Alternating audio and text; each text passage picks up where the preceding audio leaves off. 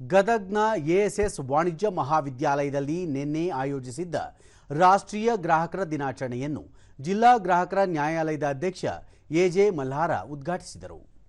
ಈ ಸಂದರ್ಭದಲ್ಲಿ ಜಿಲ್ಲಾಧಿಕಾರಿಗಳ ಕಾನೂನು ಸಲಹೆಗಾರ ಎಸ್ಜೆ ಪಲ್ಲೆದ, ಎಎಸ್ಎಸ್ ವಾಣಿಜ್ಯ ಮಹಾವಿದ್ಯಾಲಯದ ಅಧ್ಯಕ್ಷ ಆನಂದ್ ಪೋತೀಸ್, ಆಹಾರ ಇಲಾಖೆಯ ಉಪನಿರ್ದೇಶಕ ಎಂಎಸ್ ರಮೇಶ್ ಮತ್ತಿತರರು ಉಪಸ್ಥಿತರಿದ್ದರು.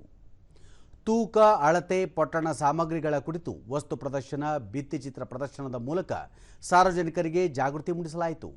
ಬಳಿಕ ಎಜೆ ಮಲ್ಹಾರ, ಗ್ರಾಹಕರು ತಾವು ಖರೀದಿಸಿದ ಸಾಮಗ್ರಿಗಳ ಗುಣಮಟ್ಟ ಪ್ರಮಾಣವನ್ನು ಕಾಯ್ದುಕೊಳ್ಳಬೇಕು. ಗುಣಮಟ್ಟ ಪ್ರಮಾಣದಲ್ಲಿ ವ್ಯತ್ಯಾಸ ಕಂಡುಬಂದರೆ ಡಿಜಿಟಲ್ ನ್ಯಾಯದ ಆ್ಯಪ್ ಮೂಲಕ ದೂರು ದಾಖಲಿಸಿ ತ್ವರಿತ ಪರಿಹಾರ ಕಂಡುಕೊಳ್ಳಬಹುದು ಎಂದರು. ಕರೆಕ್ಟ್ ಹೋಗ್ತಾ ಇಲ್ಲ, ಬ್ಯಾಟರಿ ಡೌನ್ ಆಗ್ತಾ ಇದೆ, ಇದು ಡಿಫೆಕ್ಟ್ ಐತಿ. ಡಿಫೆಕ್ಟ್ ಅಂದ್ರೇನು? ಮ್ಯಾನುಫ್ಯಾಕ್ಚರ್ ಡಿಫೆಕ್ಟ್ ಐತೆ ಅಂತೇಳಿ ಬಂತು. ಐ ಥಿಂಕ್ ರೀಸೆಂಟ್ ಅದು ಈಗೆಲ್ಲ ಇದರೊಳಗೂ ಬಂದಿದೆ, ಆನ್ಲೈನ್ ಬಂದಿದೆ, ಪೂರಾ ವರ್ಲ್ಡ್ ವೈಸ್ ಇದು ಆಗಿದೆ. ಅದು ನಮ್ಮ ಡಿಸಿಷನ್. ಎಸ್ಜೆ ಪಲ್ಲೆದ, ಗ್ರಾಹಕ ದಿನಾಚರಣೆ ಕಾಯ್ದೆ 1986ರಲ್ಲಿ ಜಾರಿಗೆ ಬಂದಿದ್ದು, ಅಂದಿನಿಂದ ಗ್ರಾಹಕರ ದಿನಾಚರಣೆಯನ್ನು ಆಚರಿಸಲಾಗುತ್ತಿದೆ. ಪ್ರತಿ ಜಿಲ್ಲಾ ಗ್ರಾಹಕರ ನ್ಯಾಯಾಲಯ ಸ್ಥಾಪಿಸಲಾಗಿದೆ ಎಂದರು. ಬೆಂಗಳೂರಲ್ಲಿ ಕೆಇಟಿಯಲ್ಲಿ ಕರ್ನಾಟಕ ಅಪರೇಟಿವ್ ಟ್ರಿಬ್ಯುನಲ್ನಲ್ಲಿ ನಾನು ಒಬ್ಬ ಜಿಲ್ಲಾ ನ್ಯಾಯಾಧೀಶನಾಗಿ ಅಲ್ಲಿ ಸದಸ್ಯ ಆಗಿ ಕಾರ್ಯನಿರ್ವಹಿಸ್ತಾ ಇದ್ದೆ.